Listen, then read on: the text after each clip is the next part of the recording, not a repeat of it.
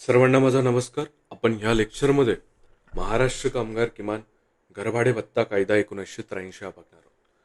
आता हा कायदा तसा बघितला तर छोटा आहे. याच्यामध्ये टोटल सेक्शन्स 15 आहेत. हे समजून घेताना आपण याला स्टोरीच्या अनुषंगाने सुरुवातीला समजून घेऊयात आणि नंतर जी कायद्याची भाषा आहे ती आपण बघणार आहोत. या स्टोरीमध्ये मी तुम्हाला जे मेन प्रोव्हिजन आहे, की प्रोव्हिजन्स, ते याच्यामध्ये सांगणार आहे. त्याच्यामुळे लक्षपूर्वक तुम्ही हे ऐका. तर कायदा कशा संदर्भात आहे? महाराष्ट्र कामगार किमान घर भाडे भत्ता कायदा 1983. म्हणजे हा कायदा कशा संदर्भात बोलतो? घर भाडे याच्या संदर्भात हा कायदा बोलतो. कायदा कधीचा आहे? 1983चा. आपल्याला याच्यामध्ये पाठ काय करायचं? कायद्याचं वर्ष पाठ करायचं. ठीक आहे. कायदा सांगतो किमान घर भाडे भत्ता. ठीक आहे. म्हणजे काय? दोन व्यक्तींमध्ये इथे संबंध येणार. दोन व्यक्ती कोणकोणत्या? पहिला आहे मालक आणि दुसरा कामगार. म्हणजे हा कामगार या मालकाकडे काम करतो, मालक याला वेतन देतो आणि या वेतनासोबतच सरकार सांगतं या कायद्या थ्रू की तू या कामगाराला एक तर घर भाडं भत्ता दे किंवा राहायला घर दे. हे कोण सांगतं? मी सांगत नाही. हा 1983चा कायदा सांगतो. कायदा काय सांगतो मालकाला? की तू बाबा रे, हा जो कामगार तुझ्याकडे काम करतो त्याला तू घर भाडं भत्ता दे किंवा राहायला घर दे. मग आता हा जो भत्ता असणार आहे, भत्ता कोणता आहे? घर भाडं भत्ता, हाऊस रेंट अलाउन्स आपण त्याला म्हणतो. हा जो भत्ता आहे हा किती असायला पाहिजे? तर कायद्यामध्ये त्यांनी तो किती सांगितला? 5% किंवा 20 रुपये. लक्षपूर्वक ऐका. 5% किंवा 20 रुपये ते या कायद्यामध्ये सांगतात. मग या दोन्हीपैकी काय? तर या दोन्हीपैकी जो जास्त असेल तो तुम्ही त्याला घरभाडा भत्ता म्हणून द्यायचा. कोणाला द्यायचा? कामगाराला. आपण कामगार दरवेळेस आपल्या कायद्यामध्ये कोण धरत असतो? तर गंगारामचं उदाहरण आपण घेत असतो. दोन्हीपैकी जे जास्त असेल ते. आता दोन्हीपैकी जे जास्त असेल ते आपण का म्हणजे नेमकं जास्तच का, कमी का नाही? तर मी तुम्हाला आपलं स्टेटचं फॉर्मेशन कसं झालं होतं ते एका मागच्या लेक्चरमध्ये सांगितलं होतं. की सुरुवातीला तुमचं जे ट्राईब्स होते त्यांच्या टोळ्या होत्या. नंतर तुमचं जे आता स्टेट म्हणतो आपण त्याला, राज्य म्हणतो, तर त्याचं फॉर्मेशन झालं. सध्याचं मॉडर्न गव्हर्नमेंट. तर त्याचं काम काय? सोशल कॉन्ट्रॅक्ट थेरी आपण त्याला जे म्हणतो, तर याचं काम काय? जे मायनॉरिटीज आहे किंवा जे व्हलनरेबल सेक्शन आहे तर त्यांचं प्रोटेक्शन करणं. जो मालक आहे, इथं जर आपण शेठजी पकडला, शेठजीमध्ये आपण जेठालालला पकडत असतो. जेठालालकडे खूप सारा पैसा आहे, कोणाची सुद्धा तो पिळवणूक करू शकतो. बट त्याच ऐवजी जर आपण अब्दुलला पकडलं, ठीक आहे, किंवा मग तुम्ही बागा पकडा किंवा मग नट्टू काका पकडा, हे कामगार वर्ग, यांच्याकडे ना पैसा आहे ना पॉवर आहे, तर यांची पिळवणूक होऊ शकते. मायनॉरिटीज मध्ये येतात हे, किंवा व्हलनरेबल सेक्शन मध्ये येतात. तर या व्हलनरेबल सेक्शनला जेव्हा प्रोटेक्शनची बाब येते तर तेव्हा तिथं राज्याचा रोल येतो. ठीक आहे, तिथं स्टेटचा रोल येतो. आपल्या स्टेटचं जर तुम्ही डायरेक्टिव्ह प्रिन्सिपल मध्ये जर बघितलं तर त्याचा उद्देश काय? वेलफेअर स्टेट आपण त्याला म्हणतो. ठीक आहे, म्हणजेच काय? कल्याणकारी राज्य. हे डायरेक्टिव्ह प्रिन्सिपल मध्ये तुम्हाला पॉलिटीमध्ये वाचायला भेटेल. जास्त का? हे लक्षात घ्या. आता जास्त कसं लक्षात ठेवायचं? हे 5% आणि 20 रुपये. आता हा जो 5%, हा 5% तुम्ही कशाचा पकडणार आहे? ठीक आहे, हे 100चे पकडणारे, 500चे पकडणारे की 1000 रुपयाचे पकडणारे? तर या कायद्यामध्ये त्यांनी या 5%चा एक बेस सांगितला. तो बेस आपल्याला त्यांनी सांगितला एकूण वेतनाच्या 5% किंवा 20 रुपये याच्यापैकी जो जास्त असेल तो घर भाडे भत्ता म्हणून त्या कामगाराला द्यायचा आहे. कोणी द्यायचा आहे? मालकाने द्यायचा आहे. आता एकूण वेतन म्हणजे काय आणि वेतन म्हणजे काय, याच्यामधला फरक काय?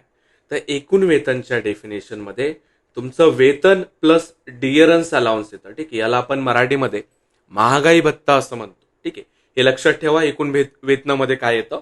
वेतन प्लस डिअरन्स अलाउन्स असं त्यांनी या कायद्याच्या आपल्याला परिभाषेमध्ये सांगितलेलं आहे. हा 5%चा बेस तुम्हाला कळाला. ठीक आहे, आता उदाहरणाद्वारे लक्षात घेऊयात आपण की हे 5% आणि 20%. ठीक आहे, इकडे मी 5% लिहितो आणि त्याच्यानंतर 20 रुपये. कायदा काय सांगतो? या दोन्हीपैकी जे जास्त असेल ते. आपण उदाहरणार्थ इथं लक्षात घेऊ. गंगारामला गंगारामला समजा 100 रुपये पगार आहे. तर या 100 रुपयाचं 5% किती झालं? 5% झालं 5 रुपये. ठीक आहे, आणि दुसरं त्यांनी किती सांगितलं? 20 रुपये. या दोन्हीपैकी त्यांनी काय सांगितलं आपल्याला? जी रक्कम जास्त असेल ती त्याला म्हणजेच कामगाराला घर भाडं भत्ता म्हणून द्यायची. तर ह्या केसमध्ये ठीक आहे, जास्त काय 20 रुपयाची रक्कम. आता हा 20 रुपयाचा आकडा तुम्हाला छोटा वाटत असेल, बट 1983चा कायदा आहे. ठीक आहे, त्या अनुषंगाने तुम्हाला ते लक्षात घ्यायचं. आता इथंच मी जर म्हणलं गंगारामला 1000 रुपये पगार आहे, या केसमध्ये या गंगारामचं जे 5% वेतन आहे, तर ते कुठपर्यंत जातं तुमचं? ठीक आहे, आपण ते जर पाहिलं तर ते 20 रुपयापेक्षा कसं असणार आहे? जास्त असणार आहे. ठीक आहे, 1% जर आपण इथे पकडलं तर ते तुमचं 10 रुपये येतं, आणि 5% जर आपण ते पकडलं तर 50 रुपये असणार आहे. ठीक आहे, तर हे 50 रुपये तुमचे 20 रुपयापेक्षा जास्त झाले. मग गंगारामला घर भाडं भत्ता काय भेटणार आहे? 50 रुपये भेटणार आहे. म्हणजेच काय? 5% भेटणार आहे. 5%चा बेस एक तर तुम्हाला तो लक्षात घ्यायचा आहे. बेस कशाचा आहे? एकूण वेतनाच्या. एकूण वेतनाच्या डेफिनेशन मध्ये काय काय येतं? ठीक आहे, ते मी तुम्हाला सांगितलं. आणि त्याच्यानंतर 5% आणि 20 रुपये याच्यापैकी काय जे जास्त असेल ते सुद्धा आपण उदाहरणाद्वारे लक्षात घेतलं. आता मला तुम्हाला एक कॉमन सेन्सचा प्रश्न विचारायचा आहे. प्रश्न असा आहे, समजा एखाद्या कामगारानं महिन्यातून 10 दिवस काम केलं. ठीक आहे, तर मग त्याचा जो मासिक वेतन आहे तो 30 दिवसाचा पकडला जाईल, आणि मग त्या 30 दिवसाच्या बेसिसवरती त्याला घर भाडा भत्ता दिला जाईल का? नाही. जर एखाद्या कामगारानं 10 दिवस काम केलं तर त्याचं जे एकूण वेतन आहे ते 10 दिवसाचं पकडलं जातं, आणि त्या बेसिसवरती त्याचा जो घर भाडं भत्ता आहे तो त्याला दिला जातो. ठीक आहे, समजा एखाद्या कामगारानं 20 दिवस काम केलं, त्याचं एकूण वेतन हे 20 दिवसांचं निघतं, आणि त्या बेसिसवरती त्याला घर भाडं भत्ता भेटतो. आणि ह्याच संकल्पनेला ते काय म्हणतात? प्रोराटा अशी त्यांनी कायदेशीर टर्म तिथं वापरलेली. ही टर्म तुम्हाला पाठ नाही केली तरी चालेल, पण हे जे प्रोव्हिजन आहे, म्हणजे जेवढ्या दिवस कामगार काम करेल तेवढ्या दिवसाचं त्याचं एकूण वेतन काउंट होतं, आणि तेवढ्या दिवसांच्या बेसिसवरती किंवा त्या वेतनाच्या बेसिसवरती त्याचा जो घर भाडा भत्ता आहे तो काउंट केला जातो. ठीक आहे, कॉमन सेन्सचा पॉइंट होता हा हा तुमचा लक्षात आला असेल. ठीक आहे, आता त्याच्यानंतर मला पुढच्या मुद्द्यावरती यायचं आहे. मुद्दा असा आहे, 1983चा कायदा. कायदा कोणी बनवला? महाराष्ट्र सरकारने. सरकार म्हणल्यानंतर तुमच्या डोक्यामध्ये सर्वात पहिले इमेज कोणाची येते? तर माननीय देवेंद्र फडणवीस यांची. ठीक आहे, किंवा मग आपल्याकडे जे कामगार मंत्री आहे, उद्योग मंत्री आहे उदय सामंत यांची. कामगार मंत्री सध्या कोण आहेत मला तेवढं स्पेसिफिकली माहित नाही, बट उद्योग मंत्री तरी सध्या उदय सामंत आहे. ठीक आहे, किंवा ते सुद्धा चेक करा. फॉर एक्झाम्पल सरकार आपण पकडलं, मग हे जे सरकार आहे हे सरकार प्रत्येक जिल्ह्यामध्ये, प्रत्येक तालुक्यामध्ये, प्रत्येक गावामध्ये जाऊन या कायद्याची अंमलबजावणी करणार आहे का? तर नाही. हे सरकारला असं करणं म्हणजे इंडिव्हिज्युअली जाऊन ते इम्प्लिमेंट करणं पॉसिबल नाही. सरकार काय करतं? कायदा अंमलात आणण्यासाठी स्वतःचे काही प्रतिनिधी नेमतं. तुम्ही बघितलं असेल, जे सेंट्रल गव्हर्नमेंटच्या जॉबमध्ये असतात तर ते काय लिहितात? गव्हर्नमेंट ऑफ इंडिया किंवा भारत सरकार असं त्यांच्या गाडीवरती लाल अक्षरामध्ये लिहितात. किंवा जे महाराष्ट्र सरकारमध्ये किंवा महाराष्ट्र शासनाच्या ज्या ड्युटीवरती असतात तर ते काय लिहितात गाडीवरती? महाराष्ट्र शासन लिहितात. का लिहितात? सरकारचे ते प्रतिनिधी असतात. ठीक आहे, आता तुम्ही अजून एक बघितलं असेल, ते युपीचे काही मॉन्स्टर होते, गँगस्टर होते, त्यापैकी विकास दुबे एक होता. तर त्याच्यावर घरावरती जेव्हा रेड मारायला पोलीस गेले होते तर तेव्हा त्यांनी पोलिसांवरती गोळीबार केला, आणि त्याच्यामध्ये काही पोलीस हुतात्मा त्यांना प्राप्त झालं होतं. त्यानंतर युपी पोलिसनी किंवा सरकारने जी भूमिका घेतली होती, त्याला उज्जैनला त्यांनी पकडलं, त्याच्यानंतर त्याची गाडी पलटली, आणि त्याच्यानंतर त्याचा केलेला एन्काउंटर. याच्यातून आपल्याला काय निदर्शनास येतं? जेव्हा पण तुम्ही सरकारी ऑथॉरिटीच्या विरोधात जाता, त्याचा एक मेसेज असा जातो की तुम्ही सरकारच्या विरोधात जाता. ठीक आहे, त्याच्यामुळे गोष्टी तुमच्या भोवती फिरत असतात. मुळशी पॅटर्न मध्ये सुद्धा तुम्ही बघितलं असेल, तो जो डॉन असतो तो सांगतो की कुणाच्या नादाला जायचं, बट पोलिसांच्या नादाला जायचं नाही, पोलीस चौकीत जायचं, ती सगळ्यात सेफ प्लेस आपला तो राहतो. ठीक आहे, बेसिकली सरकार काय आहे, सरकारचे प्रतिनिधी काय, हे मी तुम्हाला सांगायचा प्रयत्न केला. या कायद्यामध्ये मग कायदा अंमलात आणण्यासाठी सरकार काय करतं? त्याचे स्वतःचे काही प्रतिनिधी नेमतं, आणि त्या प्रतिनिधीचा त्यांनी हा कायदा अंमल करण्यासाठी, म्हणजे प्रतिनिधी आता खूप झाले ना, म्हणजे क्लर्क पासून सुरू होतं तर कलेक्टर लेवल पर्यंत जात होते. मग याच्यापैकी कोणती तरी एक त्यांना पात्रता निवडावी लागणार आहे, जे लोक याला अंमल करतील. तर ती पात्रता त्यांनी या कायद्यामध्ये सांगितली. सहाय्यक कामगार आयुक्त दर्जाचा जो अधिकारी असेल तो हा कायदा अंमलबजावणी करणार आहे. ठीक आहे, सहाय्यक कामगार आयुक्त हे तुम्हाला पाठ करायचं आहे. ठीक आहे, पुढचा प्रश्न आहे, हा कायदा कुठे लागू होतो? मी जर तुम्हाला सांगितलं, फॉर एक्झाम्पल आपण जर जेठालालचं उदाहरण जर घेतलं, तर जेठालालचा एक बिझनेस आहे, तो टीव्ही सेल करतो, मोबाईल सेल करतो. ठीक आहे. जेठालाल हा ओनर आहे आणि त्याच्या गोडाऊन मध्ये काम करणारे दोन लोक, बागा आणि नटू काका. तर मग त्याचा जो आस्थापन आहे, ठीक आहे, कायद्याच्या भाषेमध्ये उद्योगाला आपण आस्थापन म्हणतो, त्याच्या आस्थापनामध्ये किंवा त्याच्या उद्योगामध्ये, त्याच्या बिझनेसमध्ये हा कायदा लागू होईल का? ठीक आहे. दुसरं उदाहरण माझं पकडा तुम्ही. मी नॉलेज इंडस्ट्रीमध्ये काम करतो. ठीक आहे. आपण 18% जीएसटी सरकारला भरतो, तर याला नॉलेज इंडस्ट्रीज गणलं जातं. तर या केसमध्ये सध्या आपल्याकडे समजा 7-8 लोक काम करतात. तर मग हा कायदा आपल्या ज्या अकॅडमी आहे तर त्याला लागू आहे का? ठीक आहे.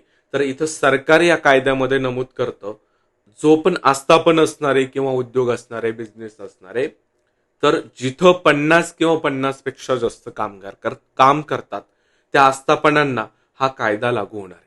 आता हा 50चा जो आकडा आहे, हे मी तुम्हाला मोठी सांगतोय. ही जी स्टोरी सांगतोय, ही तुम्हाला ब्रॉड टर्म सांगतोय किंवा कायद्याचा जो गाभा आहे तो तुम्हाला सांगतोय. याच्यामध्ये जर तरच्या बाबी येतात, त्या पुढे आपण बघणार. पुढचा महत्वाचा प्रश्न, या कायद्याची व्याप्ती काय असणार? तर महाराष्ट्राचा कायदा आहे, संपूर्ण महाराष्ट्रभरासाठी तो लागू असणार आहे. हे आपण या कायद्याला आणि याच्या अगोदरचे जेवढे पण कायदे बघितले त्याच्यासाठी बघत आलेलो आहोत. ठीक आहे. आय होप तुम्हाला आतापर्यंतच्या जेवढ्या पण मी गोष्टी सांगितल्या त्या क्लिअर झाल्या असतील. पुढचा जो पॉइंट आहे तो सुद्धा कॉमन सेन्सचा आहे. समजा जेठालालनं त्याच्या, आपण असं कन्सिडर करू की त्याच्याकडे 50 किंवा 50 प्लस कामगार काम करतात. तर त्याच्यापैकी काही कामगारांना, फॉर एक्झाम्पल बागाला आणि बावरीला त्याने जर घर दिलं, मग घर दिलं तर त्याला भत्ता सुद्धा देण्याची गरज आहे, हा प्रश्न आहे. ठीक आहे. तर कॉमन सेन्सचा प्रश्न आहे. अरे घर दिलं ना राहायला, मग भत्ता देण्याची काय गरज आहे? ठीक आहे. फक्त या घराचं भाडं तू घेऊ नको. राहायला घर दिलं ना, मग तुला घर भाडा भत्ता देण्याची सेपरेट गरज आहे का? तर त्याचं उत्तर कॉमन सेन्सने येतं, त्याचं उत्तर नाही असे, आणि हे आपल्याला सेक्शन 5 मध्ये बघायचं. पुढचा जो प्रश्न आहे, आता हा कायदा आला, ठीक आहे, कायद्यामध्ये प्रोव्हिजन आलंय, त्यांनी प्रोव्हिजन सांगितलं भत्ता द्यायचा. बट समजा इन केस आपण कायद्यामध्ये सगळंच मेन्शन करतो की तुम्हाला अधिकारी कोण असणार, तुम्हाला मदत कोण करणार, ठीक आहे, तुम्ही काय काय करायचं, सगळ्या गोष्टी, तुम्ही कायदा मोडला तर काय होणार, सगळ्या गोष्टी त्याच्यामध्ये असतात. तर ते सांगतात की समजा भत्ता नाही दिला, एखाद्या मालकानं त्याच्या कामगाराला भत्ता नाही दिला, तर त्यांनी काय करायचं ते सांगतात. जो कामगार आहे, आपला उदाहरण मध्ये असतो गंगाराम, तर गंगारामने काय करायचा, अर्ज करायचा. आता असं होईल का रे, समजा आपण सध्या 2026 मध्ये आहोत आणि माझे वडील समजा काम करत होते MIDC मध्ये, फॉर एक्झाम्पल शेंद्रा MIDC, आमच्या छत्रपती संभाजीनगरला शेंद्रा MIDC. तर मी असं म्हणेल का 1990 मध्ये माझे वडील जिथं काम करत होते त्या मालकाने माझ्या वडिलांना घर भाडं भत्ता दिला नव्हता, मग मी आता त्याच्या विरोधात केस करतो किंवा त्या मालकाला जाऊन तो जो घर भाडं भत्ता होता तो मागतो? तर असं होणार नाही. या कायद्याने एक चौकट घालून दिली. कायदा सांगतो 1 वर्षाच्या आत तुम्हाला अर्ज करायचा आहे, जर तुम्हाला घर भाडं भत्ता भेटला नसेल तर. ठीक आहे. ही जी त्यांनी मर्यादा घातली ती तुम्हाला लक्षात ठेवायची. 1 वर्षाच्या आत काय करायचा, अर्ज करायचा. अर्ज कुणाकडे करायचा, नियंत्रण प्राधिकरणाकडे करायचा. आता हा जो नियंत्रण प्राधिकरण आहे याला कंट्रोलिंग ऑथॉरिटी आपण इंग्लिशमध्ये म्हणतो. समजा गंगारामला असं वाटलं की याचं आणि मालकाचं काहीतरी हितगुज होतं आणि हा मॅनेज झाला, मग या केसमध्ये गंगारामला असं वाटलं की तू दिलेला निर्णय मला मान्य नाही, गंगाराम अपील करू शकतो का? तर हा कायदा सांगतो गंगाराम अपील करू शकतो. आणि अपील कोणाकडे करायचंय ते सुद्धा या कायद्याने सांगितलंय, उपकामगार आयुक्ताकडे या गंगारामला काय करायचंय, अपील करायचंय. मग याच्यानंतर तो अपील करू शकतो का? तर हा कायदा सांगतो नाही. हा जो उपकामगार आयुक्त आहे याचा निर्णय अंतिम असणार आहे, बंधनकारक असणार आहे. ठीक आहे. हे कायद्यामध्ये हे जे उपकामगार आयुक्त आहे, अपिलाची जी ऑथॉरिटी आहे ही तुम्हाला लक्षात ठेवायची. 1 वर्षाच्या आत त्याला अर्ज करावा लागतो ते लक्षात ठेवायचं. त्याच्यानंतर ह्या कॉमन सेन्सच्या काही बाबी आपण डिस्कस केल्या, त्यात तुमच्या लक्षात राहिल्याच असतील. पुढे आता कायदा मोडला समजा एखाद्या मालकाने, तर त्याला काहीतरी दंड पाहिजे. ठीक आहे. तुम्ही शाळेत जेव्हा जात होता, तुम्ही गृहपाठ केला नाही किंवा जर तुम्ही शाळेची शिस्त मोडली, गणवेश घातला नाही, त्या केसमध्ये तुम्हाला शिक्षक छडी लागे छमछम. ठीक आहे. हे प्रत्येकासोबत घडलेलं असणार आहे. किंवा मग तुम्ही घरी काही उचापात्या केल्या, काही कांड केलं, तर पप्पा तुम्हाला बूट फेकून मारतात. बेसिकली काय, तर ते तुमच्यावरती काहीतरी कंट्रोल ठेवायचा प्रयत्न करतात. तशाच प्रकारे या कायद्याने सुद्धा वचक निर्माण करायचा प्रयत्न केलेला आहे. त्यांनी सेक्शन 10 मध्ये दंडाची तरतूद आपल्याला मेन्शन केली आहे. आणि याच्यामध्ये खास बाब अशी आहे की 2023ला त्यांनी सुधारणा केली या कायद्यामध्ये. आणि त्याच्यामध्ये त्यांनी जो कारावासाचं प्रोव्हिजन होतं, तर त्या कारावासाचं प्रोव्हिजन त्यांनी पूर्णपणे याच्यातून काढून टाकलंय. फक्त दंडाची रक्कम आहे. आणि आपल्यासाठी चांगली बाब अशी आहे की 2 ठिकाणी त्यांनी दंडाच्या रक्कमा सांगितल्या, त्या पण राऊंड फिगर आहे आणि दोन्ही सारखे आहे. ठीक आहे, कमाल 10 लाख रुपये दंड ते या कायद्यामध्ये दोन्ही ठिकाणी आपल्याला सांगतात, ते आपण पुढे बघणार. मग जो न्यायाधीश असतो, जो की ऑर्डर करतो, त्याचा काहीतरी दर्जा पाहिजे. मग तो दर्जा सेक्शन 11 मध्ये ते काय सांगतात, मेट्रोपॉलिटन मॅजिस्ट्रेट किंवा मग ज्युडिशियल मॅजिस्ट्रेट फर्स्ट क्लास या लेवलचा तो न्यायाधीश असायला पाहिजे, असं ते या कायद्यामध्ये सांगतात. ठीक आहे, या कोर बाबी होत्या, या महत्वाच्या बाबी होत्या, एवढ्या तुम्हाला याच्यामध्ये लक्षात ठेवायचं. हा जो पॉइंट आहे मेट्रोपॉलिटन मॅजिस्ट्रेट आणि जेएमएफसीचा, हा बहुतेक कायद्यामध्ये तुमचा सारखाच आहे. त्याच्यामुळे हे पाठ करायला तुम्हाला जड जाणार नाही. दंड तुम्हाला पाठ करायचा आहे 5% आणि हे जे 20 रुपये, या दोघीपैकी जे जास्त असेल ते घर भाडं भत्ता द्यायचे. प्रोराटा काय असतं ते मी तुम्हाला सांगितलं. या 5%चा बेस काय, एकूण वेतनामध्ये काय येतं, वेतन आणि तुमचं अडिअरन्स अलाउन्स येतं. ठीक आहे, त्याच्यानंतर कायदा अंमल कोण करणार आहे, तर सहाय्यक कामगार आयुक्त करणार आहे. या बाबी मी तुम्हाला सांगितल्या. ठीक आहे, भत्ता नाही दिला तर गंगाराम काय करू शकतो, त्याच्याकडे ऑप्शन काय, हे आपण सेक्शन 6 सुद्धा बघितले. आता मूळ कायद्यावरती आपण येणार आहोत. ठीक आहे,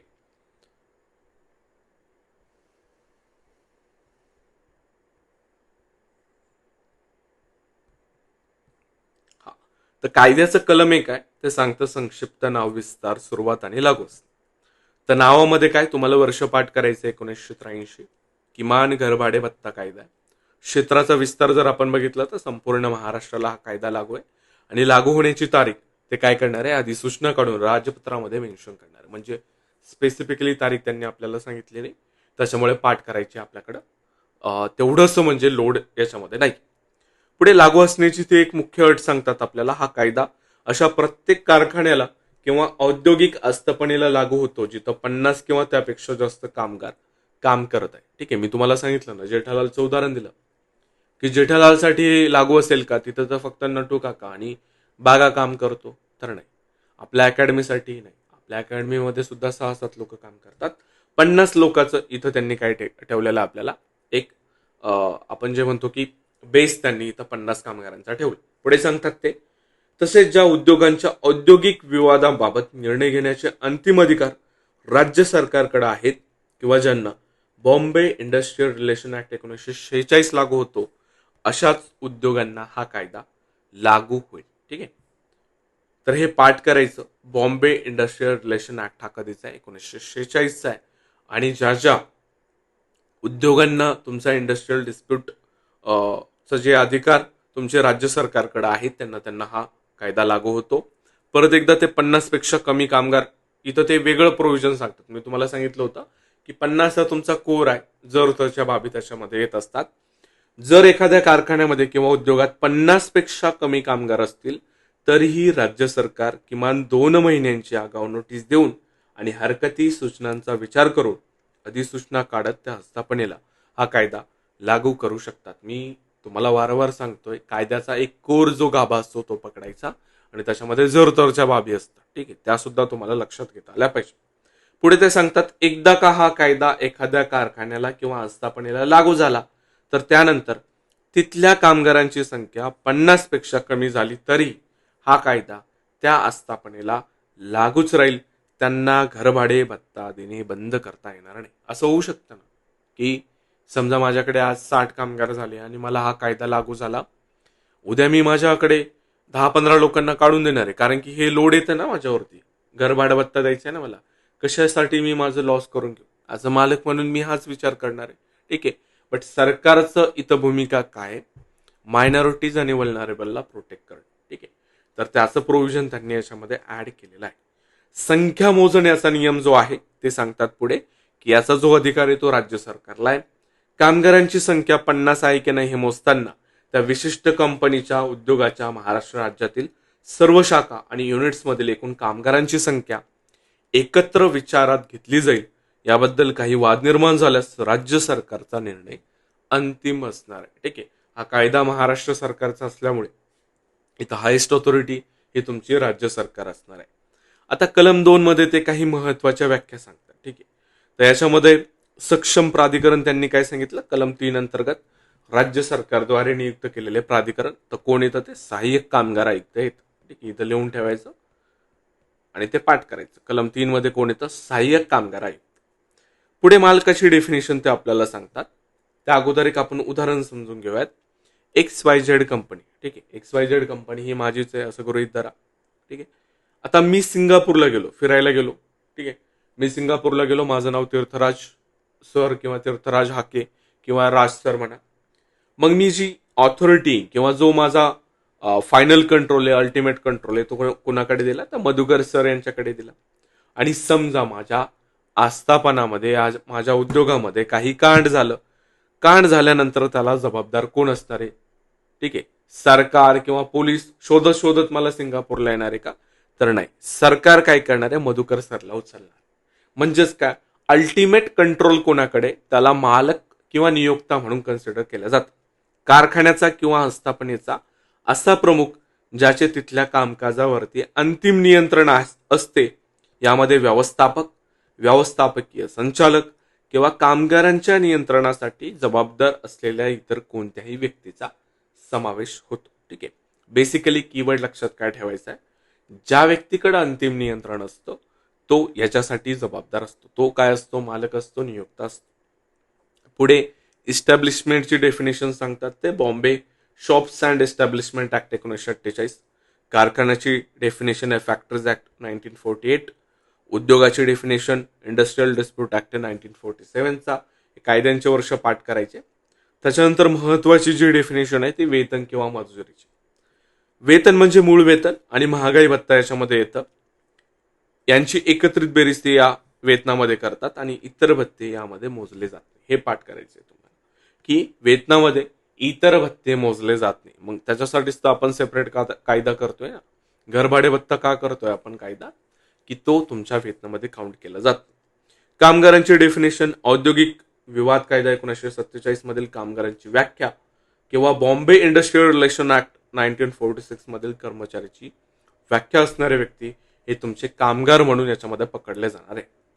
डेफिनेशनवरती प्रश्न येण्याचे चान्सेस कमी. आता पुढचा जो पॉइंट आहे कलम 3. कलम 3 मी तुम्हाला काय सांगितलं, कायदा आहे. कायदा अंमलबजावणी करण्यासाठी कोणतरी पाहिजे, सरकार त्याचे प्रतिनिधी नेमतो. ठीक आहे. आता सरकार नियुक्त करणार आहे, तर मी तुम्हाला सांगितलं अल्टिमेट ऑथॉरिटी कोणी किंवा हायेस्ट ऑथॉरिटी कोणी, तर राज्य सरकार. राज्य सरकार या सक्षम प्राधिकरणाची काय करणार आहे, नियुक्ती करणार आहे. मग हा जो सक्षम प्राधिकरण आहे, कंट्रोलिंग ऑथॉरिटी आहे, याचा काहीतरी दर्जा पाहिजे, याची काहीतरी पात्रता पाहिजे. ती पात्रता त्यांनी या कायद्यामध्ये सहाय्यक कामगार आयुक्त या पदाचा तो पाहिजे, तो व्यक्ती या कायद्याची अंमलबजावणी करणारे असं त्यांनी याच्यामध्ये सांगितलं.